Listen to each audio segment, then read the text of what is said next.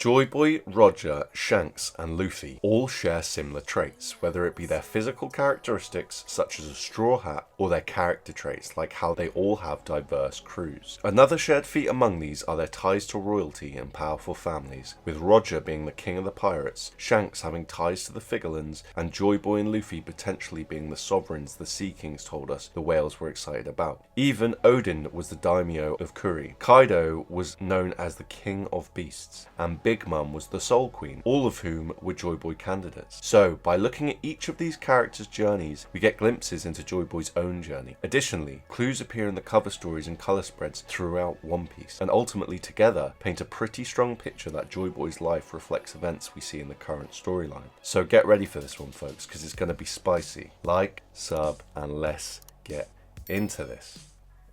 So, our story starts somewhere that might surprise people. Joyboy was likely a descendant of the ancient kingdom. However, I think he actually grew up in a village in OHARA that looks similar to Fuchsia village. Oda explained that Fuchsia, OHARA, and Syrup village, the home of god Usopp, were all stylized off English villages, which I think is a little clue. Joyboy starting from the western island of OHARA would be a reverse of Luffy's journey, as Luffy was born on Dawn Island in the east and raised at Fuchsia village. Also, this could echo Shanks, who's said to come from the west, and you could call him Luffy's predecessor in a sense. There's plenty of clues that we can look at that suggest this about Ohara. For example, the island likely gets its name from Old Hara, a 5,000-year-old tree in real life, highlighting the importance of the tree of Ohara itself. Joyboy has connections to trees throughout the story, with the Sea Forest, Zoe, Sabaody, Wano, Fishman Island's Eve Tree, and more. Oharans can read poneglyphs, and the children there all have Luffy's distinct smile. The country itself was referred to as demonic, which ties to the enemies of the gods, the D-Clan. So straight off the bat we see the right connections. Furthermore, Ohara is stated to be demonic itself, and Robin is referred to as the demon child. She's also referred to as the Flame of Revolution and has features that don't match her mother, such as black hair and a pale complexion. This implies she has some other important heritage, which also could explain her similar appearance to Ace and further her ties to Joyboy's origins. Robin shares the same eyes as Dragon and Roger, and when you dive into it, there's tons of strange ties going on between them all. For example, if you look at the timeline, Dragon is definitely tied to the Ohara incident. Robin wears a hat similar to Ace and Saul, which, as we know, is an important symbol in One Piece. Ace and Saul are members of the D-Clan, and Saul has connections to Ohara. Blackbeard is also a D member, and his interest is said to be archaeology, which is what Ohara is known for. I mean, if we want to get really wild with it, we can see Emu, Robin, and Nico share similar noses. But the point is, Ohara is dripping in ties to the biggest mysteries in the One Piece story, mainly surrounding Joyboy. So I think it's fair to assume he grew up there for a time before his real journey began. Moving on, Joyboy yearns for adventure, growing up hearing old tales and myths from Oharan scholars, leading him to ask questions about the outside world. As he comes of age, his father is tricked into arranging a marriage for Joyboy to a noble lady of the West, not realising that Joyboy is actually a prince of the ancient kingdom. You might think I've gone crazy, but bear with me. Puddin and Sanji's wedding is a huge parallel to this whole situation, and here's why. The West Blue has a distinct relationship with science and technology, which here is reflected by the scientist Judge arranging a marriage for his science-born son, Sanji. Big Mum is the Queen of Soul, and the daughter she marries off is a member of the Three-Eyed Tribe. These are people that are known to be able to hear the mysterious voice of all things. This is the opposite of modern technology and science, and is indicative of the soulful ways of the Eastern One Piece world, such as Kureha's extended life, the Gomu making its way to Luffy somehow, and Longland causing people to stretch as if by magic. So we have a Western technological prince, aka the West Sovereign, and an Eastern soulful prince, aka the East Sovereign, which would be Joyboy's role. Now, stay with me. The night of the wedding, the father falls asleep and Joyboy's mother restlessly worries about his true heritage. This is a reversal of Soul King Brook and the Soul Queen Big Mum in bed together. The restless mother wakes Joyboy to tell him his true background, which is again a reversal of Whole Cake when Pudding removes Sanji's memories. So, she tells Joyboy that he is in fact born in the East and was taken after being found. This reflects how Shanks was found in the treasure chest off God Valley, and the countless orphans we see from war-torn countries, which makes sense considering Ohara is known to collect artifacts from all around the globe. Joyboy flees the wedding and stows away on a ship for the New World. He quickly learns and is amazed by how different the outside world is to the ancient kingdom, particularly past Lodestar. After observing three brothers drink sake Dothraki and talk about the country at the top of the Adam Tree, Joyboy decides to depart at Elbaf. We will soon see Elbaf in the current storyline off the back of a load of Oharan lore dumps, with even Emu mentioning so-called scholars, referring specifically to the scholars of Ohara. Because we haven't seen the arc yet, I'll briefly just give some thoughts on what I think already happened there with Joyboy. It's possible Joyboy learned of fables about Sun God Nika, other Joyboys and the Dawn whilst at Elbaf from familiar Oharan scholars that were there studying from the Adam Tree. So he grew up in Ohara and met some Oharas he knew at Elbaf, and they told him what's what. Remember, Mother Carmel spoke about the Sun God while at Elbaf. Joyboy likely learned about the trees and their connection to the ancient kingdom, and that they grow large like the giants because of their freedom, as we heard in Long Ring Longland. Additionally, I think we'll learn the giants believe it to also be a byproduct of the Gomu Gomu Nomi, and that in Elbaf there's a forest-like temple where the giants await its reincarnation as an omen.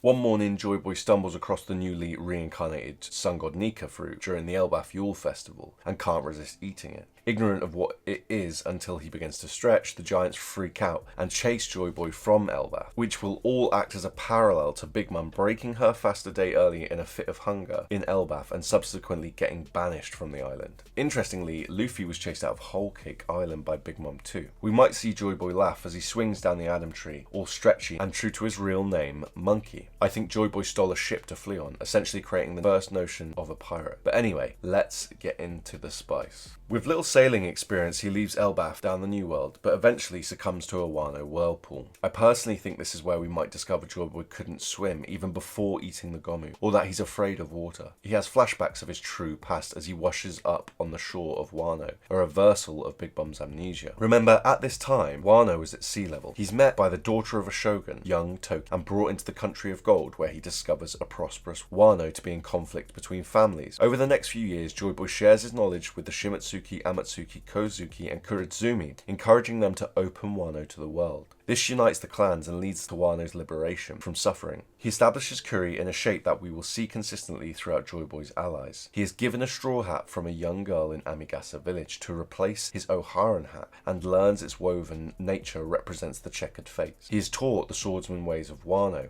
masters Ryo, and in return is presented with Yoru, an anagram of Ryo. Shortly after, Joyboy and the Kozuki hear of problems on the nearby island of Zou, and Joyboy requests eagerly to see Zunisha and provide help. He leaves alongside Toki and her protector, the founding Shimatsuki. Toki leaves her brother behind, which is the last time she sees him, echoing what we know about Furiko and Ushimaru Shimatsuki already. This creates the first pirate swordsman, and could explain why the Shimatsuki crest looks to have two katanas in the shape of cutlasses. I'm thinking one for Amatsuki and one for the Shimatsuki. Shimatsuki means frost moon, and the Amatsuki, properly translated, is bright moon.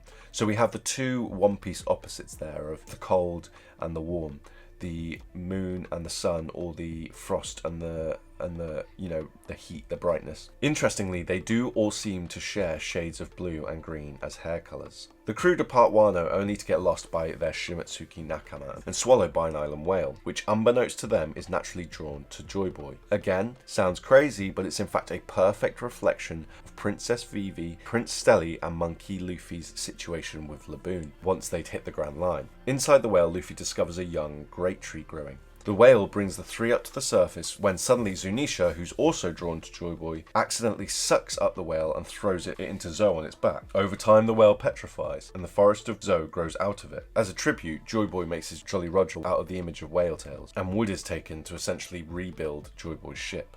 Joyboy meets Zunisha and Zou's inhabitants, the mink. He learns Zou was once a part of Jaya before being hit up by the knock-up stream. It landed in the White Sea, where Zunisha collected the city onto its back. When Zunisha rests, the island of Zou sits perfectly at sea level. The mink explain they originally come from the moon, from 1500 years ago, alongside Zunisha. We get the time frame of 1500 years because we know Shandora was built 1100 years before the current storyline, which was the year 402 of the Age of the Sea Circle, and before that it was the Age of the Heavens. The fact that mink come from the moon is why the space pirates look like animal hybrids, but there's more to that I'll touch on later. I think it will be revealed the mink draw their power from the moon as an unintended consequence of some electrical technology up there. Zo's connection to the moon begins the theme that Wano, a country with 6 regions named after the moon, will later aim to become 8 moon regions, protected together in one place, giving us this symbol. It's important to note these regions in Wano are not the famous 8 kingdoms. However, the symbol can be used to discover the other 7 kingdoms, as you can see here.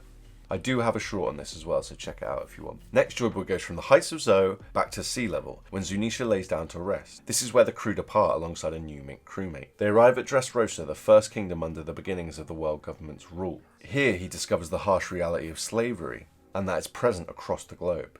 Joyboy also encounters the Riku family and realises that not all powerful families are inherently bad, and even they need freeing sometimes. He also meets the Tonta'a and liberates them from their struggles under tyranny, an event that seems to occur every 400 years, with Noland next and then Luffy and Dressrosa again.